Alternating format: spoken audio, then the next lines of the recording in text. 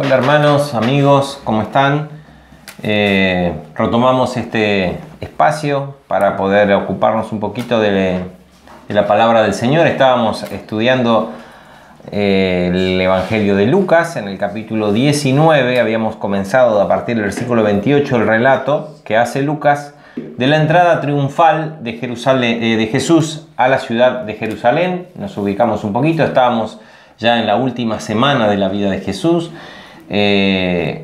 Estábamos previo a la celebración de la Pascua. Esto acá es el comienzo de lo que para nosotros es la Semana Santa, lo que siempre celebramos como Semana Santa.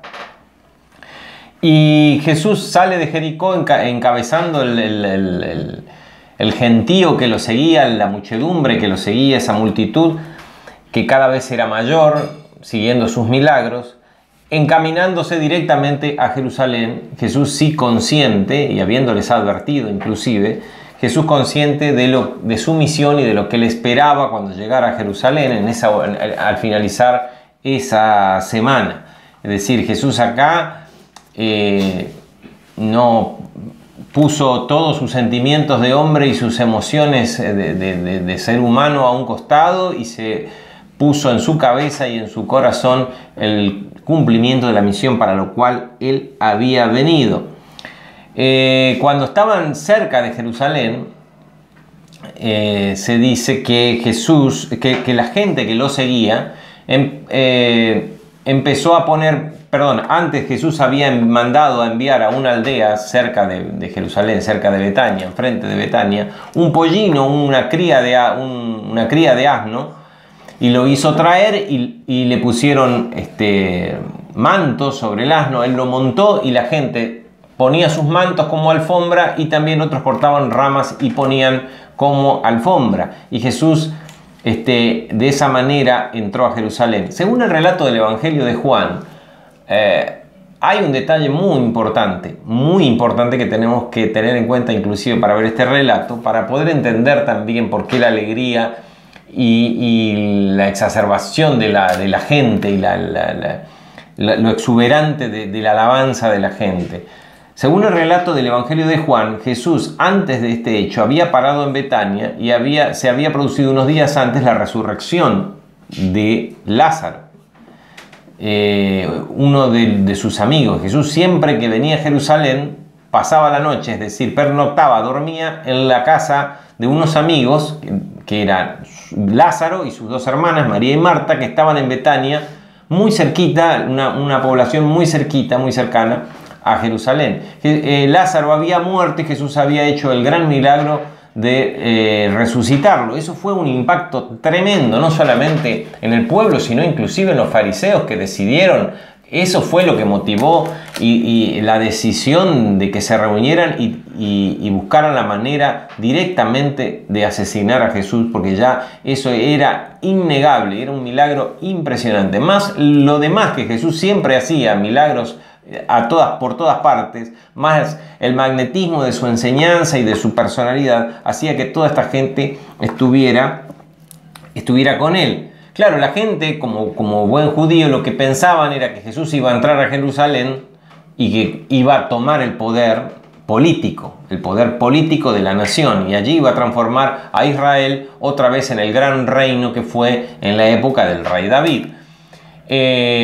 Imagínense, considerando que este personaje, Jesús, tenía poder para levantar de la muerte a una persona, tendría poder para hacer cualquier cosa. Así que esa también era lo que motivaba a esta multitud de rendirle semejante alabanza. Fíjense que no lo alababan a Jesús, alababan a Dios por haber enviado al Mesías. Esto es lo que motivaba al pueblo. Pero de todas formas, sea como sea, el pueblo alababa a Dios. ¿Y qué decía según el relato de Mateo que habíamos visto en la charla anterior? Ellos decían: Hosana, bendito el que viene en el nombre del Señor. Y Hosana significa sálvanos, pues, sálvanos ahora. Y están haciendo mención al Salmo 118, los versículos 25 y 26. No es que era un canto espontáneo que se les había ocurrido. Estaban recitando un salmo donde pedían que con la llegada del Mesías y de alguna manera era una petición de esperanza, Dios realmente salve a su pueblo. Ellos entendían por salvación, porque era lo que Dios venía a hacer, a salvar a su pueblo, no solamente al pueblo de Israel, sino a todo el mundo, porque ahí se cumpliría la promesa que Dios le hizo a Abraham miles de años antes. En ti serán benditas todas las naciones de la tierra, en tu descendencia, en este pueblo justamente. Pero ellos no llegaron todavía a comprenderlo, no había venido el Espíritu Santo, que es el que iba a revelar realmente cuál era el sentido de la misión de Jesús. Así que entendían la salvación de parte de Dios como una salvación como país, política, económica, de libertad y de una ubicación en el mundo de superioridad. Así que ahí estaban, ellos estaban felices y según el relato de Lucas, acá Lucas no pone la palabra hosana, porque tenemos que tener en cuenta que Lucas escribe para no judíos, es decir, para gentiles. El Evangelio de Lucas se escribe en griego, se escribe para no judíos. No es así el caso del Evangelio de Mateo.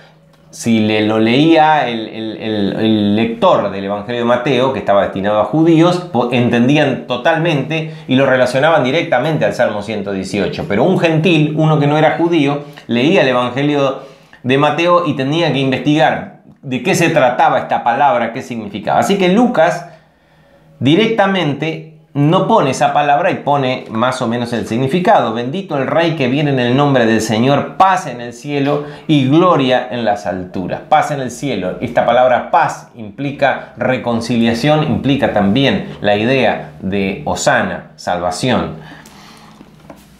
Entonces algunos de los fariseos de entre la multitud le dijeron, fíjense que con Jesús y toda esa multitud también habían fariseos, algunos que simpatizaban con Jesús, les parecía complicada su postura, sus enseñanzas, pero no podían negar que el poder de Dios se manifestaba en él y de alguna manera estaban expectantes para que su cerebro pueda combinar las dos cosas. Es más, vamos a ver después en la historia que varios fariseos se hicieron cristianos, se hicieron discípulos. Así que a los fariseos que estaban ahí les pareció un escándalo que la gente lo proclamara a Jesús como Mesías.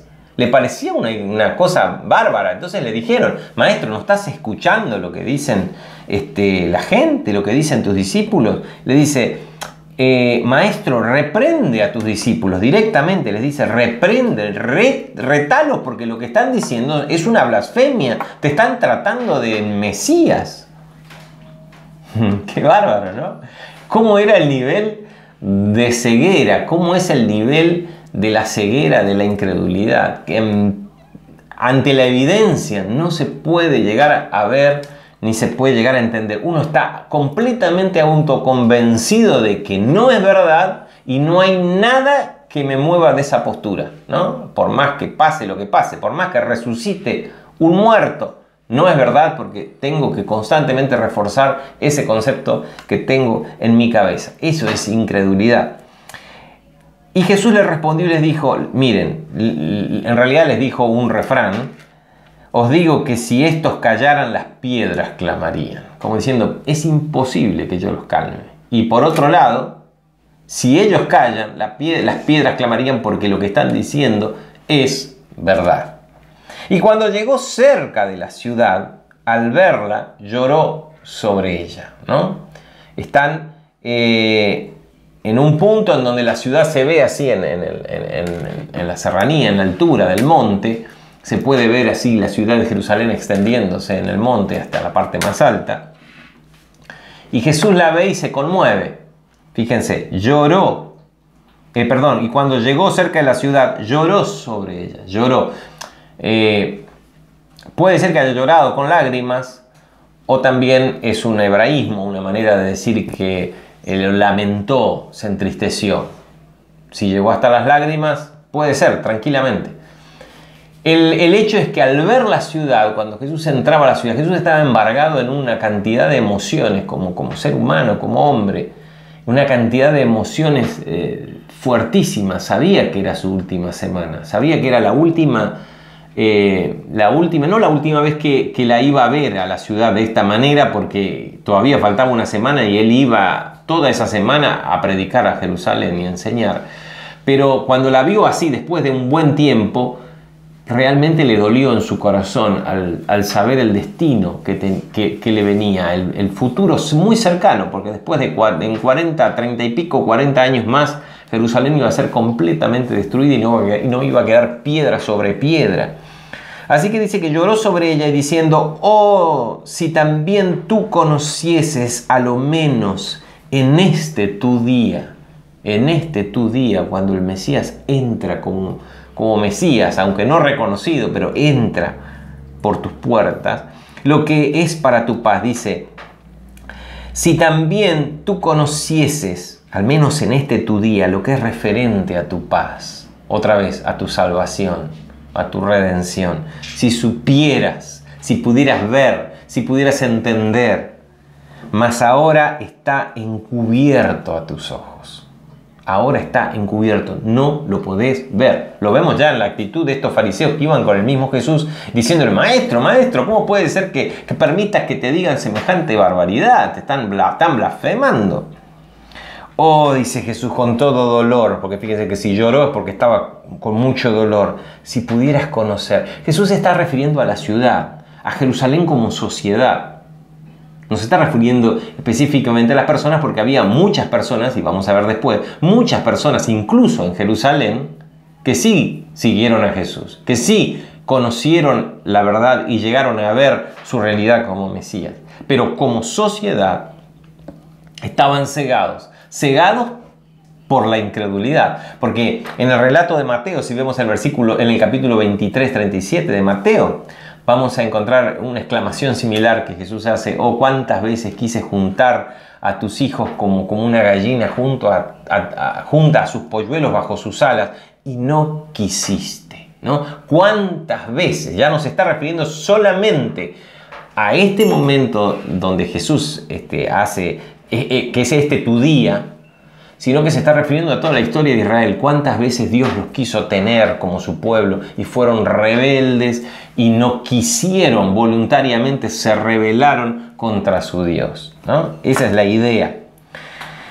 Mas ahora está encubierto tus ojos. Uno dice: bueno, si están encubiertos tus ojos, ¿qué pecado tienen? ¿Cuál es su maldad? Si es involuntario. No, es voluntario. No quieren. Están convencidos de que no, entonces no hay manera de convencerlos de que sí. Sin embargo, esto está hablando como sociedad, desde la casta política, desde la élite que gobernaba Israel, y un montón de gente. En general, la ciudad no lo aceptó a Jesús, lo despreció.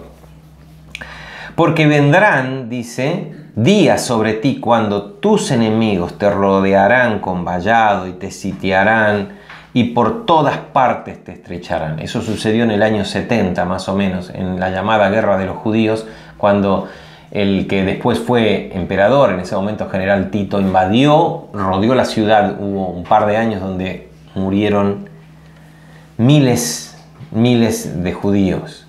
Y te derribarán a tierra y a tus hijos dentro de ti. Cuando dice tus hijos no se refiere a niños, se refiere a los hijos de la ciudad, es decir, sus habitantes. Y no dejarán en ti piedra sobre piedra, por cuanto no conociste el tiempo de tu visitación. Qué lindo esto. Fíjense, llama a tu día el tiempo de tu visitación. Y acá me hace pensar cuántas veces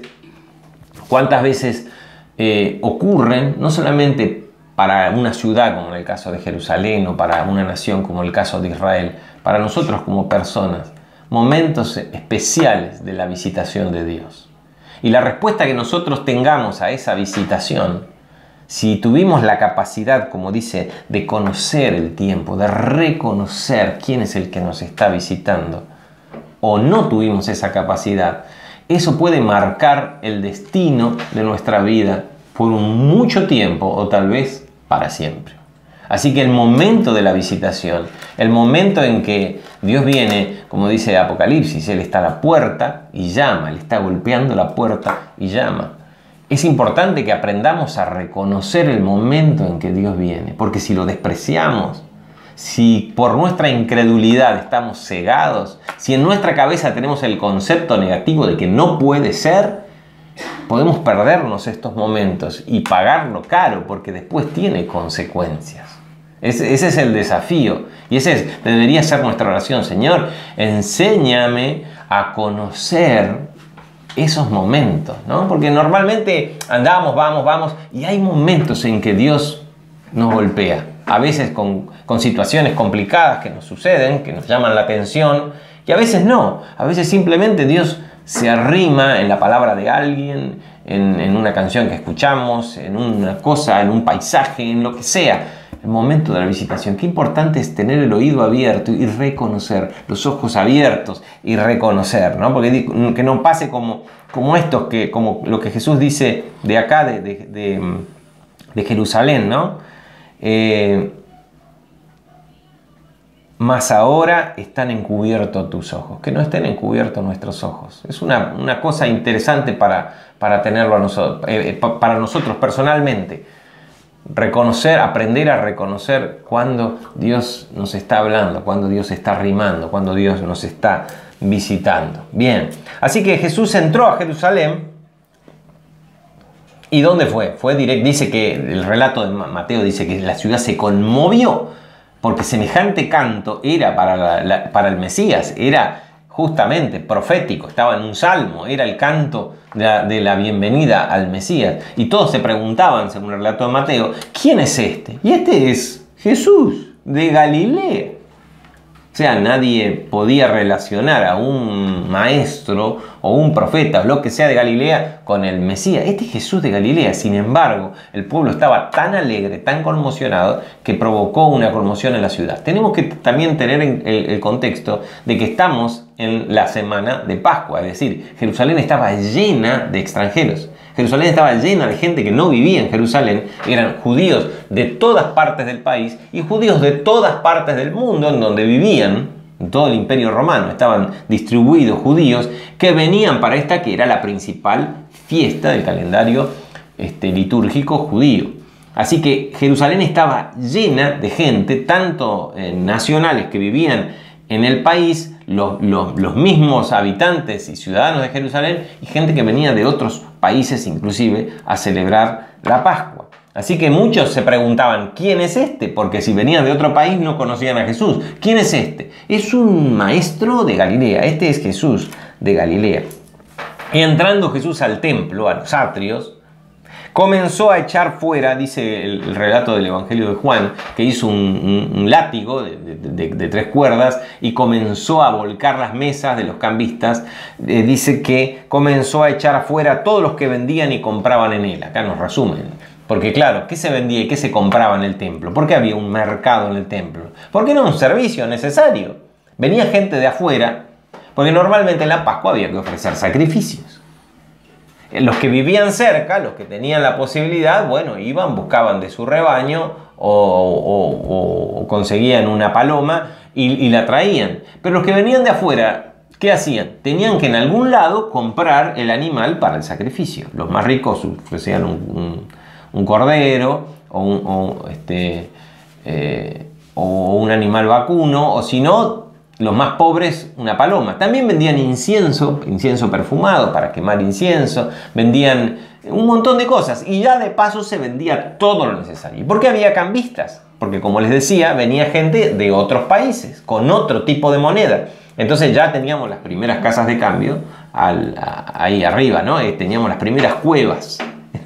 Eran cambistas irregulares, pero bueno, ellos cambiaban y ganaban una diferencia vendiéndole las dracmas o las monedas que se usaban en Jerusalén, básicamente porque también tenían que dar la ofrenda. ¿Y de dónde iban a sacar la ofrenda? No podían ofrendar porque no servía la moneda de otro país. Necesitaban dinero para ofrendar y también para comprar todo lo que necesitaban para la celebración de la Pascua.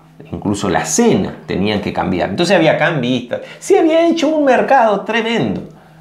¿Y qué le molestó a Jesús? Si era un servicio importante y un servicio necesario. Lo que le molestó a Jesús era que a nadie ya le interesaba, ni estaban respetando ni teniendo en consideración el lugar, que era un lugar sagrado, era el templo del Dios que creó el universo. No era cualquier lugar. Entonces por eso Jesús lo hace de manera simbólica, porque después todos volvieron, ¿no? Todos volvieron. Y fíjense cómo Él los echó y ellos se fueron. se enojaron, lo que sea, pero se fueron, juntaban sus monedas que Jesús se las desparramó, juntaban los animales que Jesús los soltó, andaban a las corridas y se fueron. Después volvieron otra vez. ¿Cuál fue la idea de Jesús? Dar un mensaje. De todas formas, estaban ya en la última semana. Ya de acá no se iba otra vez, no salía más de Jerusalén. Así que Jesús ya tenía que dar todos sus últimos mensajes. Y les dijo, escrito está, mi casa es casa de oración, mas ustedes las han hecho cueva de ladrones, ¿no? Y pensando para hacer y ya terminar una analogía. Nosotros dice la palabra que somos templo del Espíritu Santo, ¿no? Nosotros con nuestro cuerpo trabajamos, vamos, venimos, escuchamos, nos divertimos, miramos cosas, escuchamos cosas, pensamos cosas, nos llenamos de un montón de cosas, pero tengamos en cuenta que este templo es casa de oración. No es que podemos hacer cualquier cosa ahí, ¿no? Pero es necesario, pero es bueno. Sí, pero tengamos siempre en cuenta que dentro nuestro está el Dios vivo, el Dios creador y sustentador de todo el universo. Así que 2 cositas para tener en cuenta antes de cerrar. Aprendamos a escuchar, pidamos a Dios que nos enseñe a escuchar y a entender y a conocer el día en que Él se acerca. Y cuando andemos haciendo cosas, siempre tengamos la conciencia de que Él vive no con nosotros, ni nos acompaña al lado de la mano, está dentro nuestro, somos templo, comportémonos como tal. Muchas gracias, nos vemos la próxima, hasta luego.